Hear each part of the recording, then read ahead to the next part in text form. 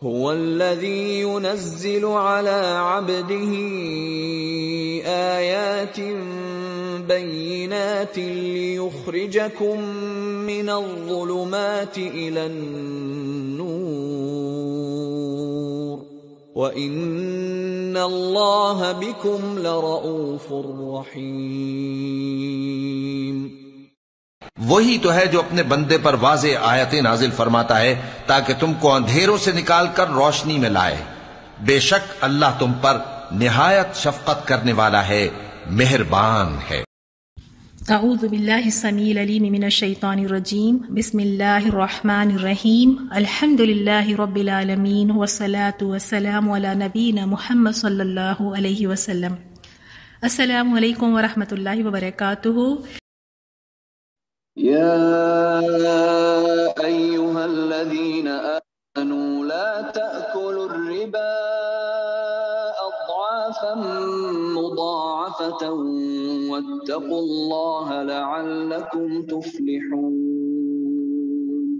اے ایمان والو، دگنا چوگنا سود نہ کھاؤ اور اللہ سے ڈرو تاکہ کامیاب ہو جاؤ۔ تو چلیں الحمدللہ، آپ اسکرین پر دیکھیں کس کے لیے حکم آیا ہے۔ یا ایھا الذین آمنوا، ایمان والوں کے لیے۔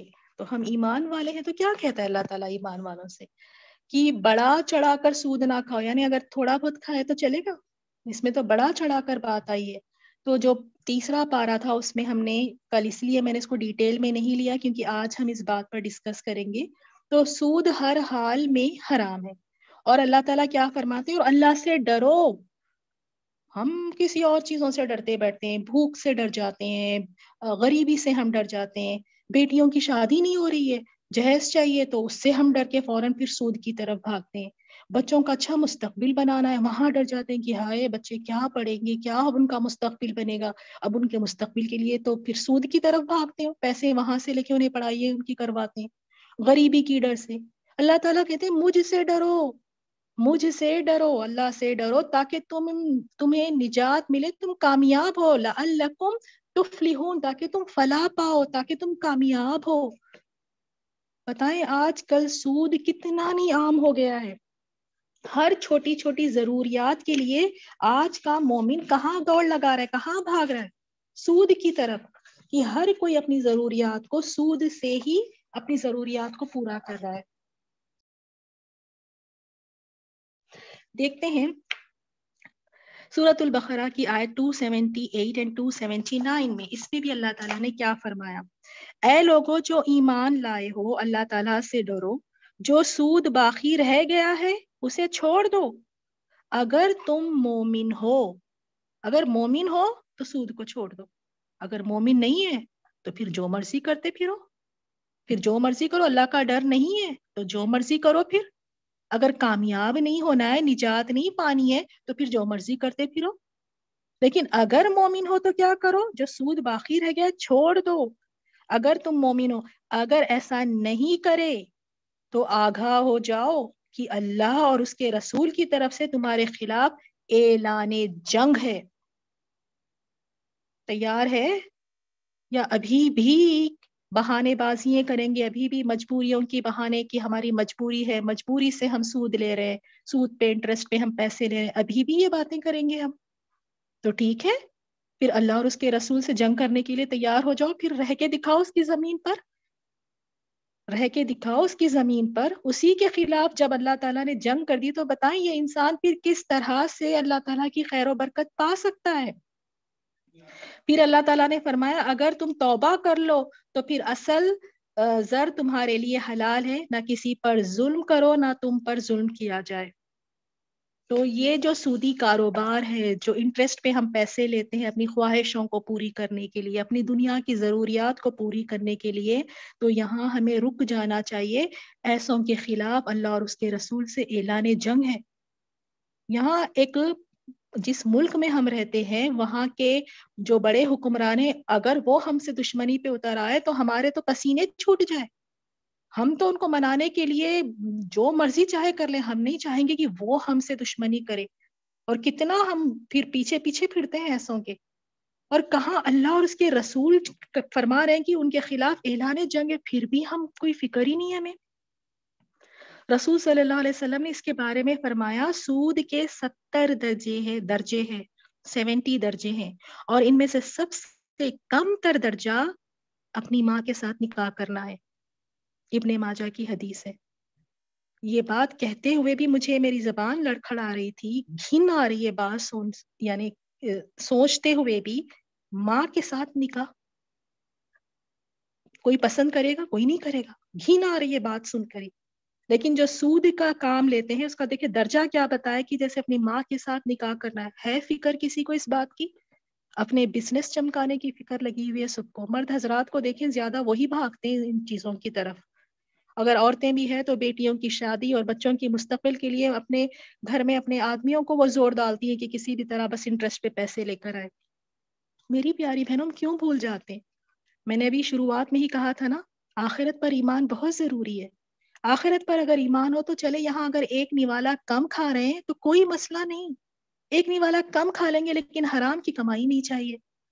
بڑے گھر نہیں چاہیے، چھوٹے گھر کرائے کے گھر میں رہ لیں گے، جھوپڑی میں رہ لیں گے، لیکن حرام کے سود کے بنے ہوئے گھر میں نہیں چاہیے. اس وہ گھر میں نہیں رہنا ہم نے.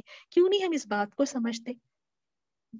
یعنی اس دنیا کو جب ہم جنت بنانے میں لگے ہوئے نا، اسی لیے ہم سود کے پیچھے بھاگتے ہیں، کیونکہ ہم چاہتے ہی نہیں، کمپرومائز نہیں کرنا چاہتے ہیں.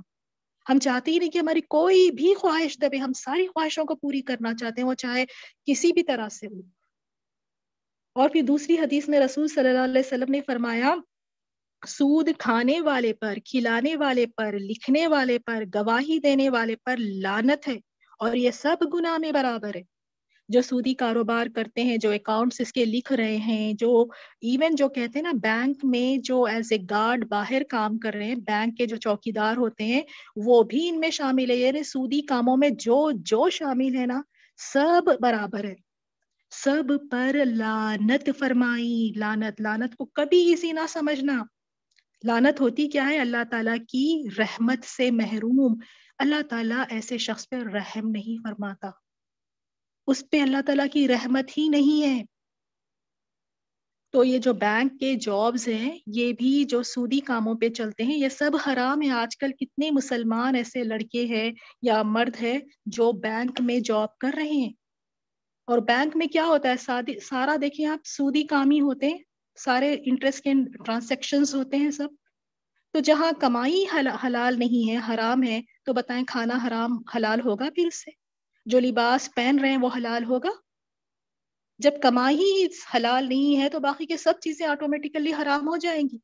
پھر ایسوں کی دعائیں بھی نہیں قبول ہوتی ہیں. اسی طرح آگے بھی رسول صلی اللہ علیہ وسلم نے فرمایا کہ سود کھانے والوں کی دنیا میں یہ سزا ہے کہ ان پر اللہ تعالیٰ کا کوئی نہ کوئی عذاب نازل ہوتا ہے. کتنی ڈرانے والی بات ہے. اللہ نے کہا کہ نہیں لینا، اور اتنی جرت، اس بات سے بھی ڈرایا کہ اعلان جنگ ہے، پھر بھی اتنی جرت کی آگے اپنی خواہشوں کے آگے سود لیتے ہیں، تو ایسوں کے لیے پھر کوئی نہ کوئی عذاب نازل ہوتا ہے. پھر رسول اللہ صلی اللہ علیہ وسلم نے فرمایا جب کسی بستی میں سود عام ہو جاتا ہے تو گویا اس بستی والوں نے اللہ تعالیٰ کے عذاب کو دعوت دی ہے. اگر کوئی بستی میں عام ہے تو پھر اللہ تعالیٰ کی عذاب کا انتظار کریں. اور آج کل دیکھیں ہر گھر آپ دیکھیں بہت ایسے گھر ہوں گے جس پہ اللہ نے خاص رحم فرمایا، کچھ ہی ایسے گھر بچے ہوں گے اس لعنت سے، ورنہ اکثریت تو سود کی طرف جا رہی. کیا اب بھی جائیں گے؟ بیٹیوں کی شادی نہیں ہو رہی، ہو سکتا ہے آزمائش ہے کہ اپنی بیٹی کی شادی کرنے کے لیے حرام طریقے سے آپ اس کی شادی کرائیں گے، اس کی شادی میں برکتیں آئیں گی. کاروبار شروع کر رہے ہیں حرام طریقے سے، کیا اس میں برکتیں آئیں گی؟ دیکھنے میں ہو سکتا ہے پیسہ بڑا نظر آ رہا ہے، اس میں پروفٹ بھی آپ کو بڑا ہو، لیکن جب اس میں برکت ہی نہ ہو تو بتائیں پھر کیا فائدہ؟ اور آتا بہت ہے سود میں پیسے، اس طرح کے کاروبار میں، اس طرح کی چیزوں میں منافع بڑا نظر آتا ہے، اس سے کہیں زیادہ نقصان کے ذریعے نکل جاتا ہے، برکت جو اٹھ جاتی ہے. اور وہ عذاب کس طرح سے ہو سکتا ہے؟ وہ عذاب زلزلے کے شکل میں بھی ہو سکتا ہے، قحط سالی ہے، طوفان ہے، خانہ جنگی ہے، یا پھر بد امنی ہے، دہشت گردی ہے، مہنگائی بھی اسی کا نتیجہ ہے، مہنگائی ہے، بیماری اور ظالم حکمران، یہ سب اللہ کے عذاب ہے. کیا آج ایسے حکمران نہیں ہیں جو ظلم کر رہے ہیں؟ کیسی کیسی بیماریاں آج ہم دیکھ رہے ہیں کہ کبھی ہم نے ایسے نام نہیں سنے تھے. تو یہ ایسی چیز ہے کہ اس سے اللہ تعالیٰ عذاب بھیجتا ہے. اور یہ ہے جیسے رسول اللہ صلی اللہ علیہ وسلم نے فرمایا کہ 7 ایسے گناہ ہیں یعنی جو ہلاک کر دینے والے گناہ ہیں، ہلاک کرنے والے گناہ ہیں، بڑے بڑے گناہ. اس میں سے یہ ایک سود بھی ہے. ان سے بچنے کے لیے فرمایا رسول صلی اللہ علیہ وسلم نے یہ 7 موبقات یعنی ہلاک کرنے والے گناہوں سے بچو. پہلا شرک، بچا لیں اپنے آپ کو شرک سے. کسی کے آگے نہ جھکیں، بس ملے گا تو اللہ کے در سے، اسی کے گھر سے ملے گا، اسی کے در سے ملے گا، کسی اور کے در سے نہیں چاہیے.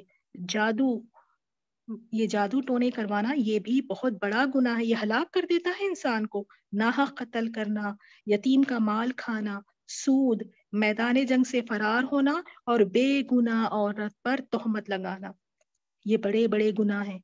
اور عورتیں آج کل بیٹھ کے کیا کرتی ہیں، 5-6 بیٹھ جائیں گی تو ایک کو نشانہ بنا کر اس پہ کتنی تہمتیں لگاتی ہیں. پاک دامن ہوتی ہے بیچاری اور اس پہ گناہ اتنے تہمت لگاتے ہیں. بڑا گناہ ہے یہ.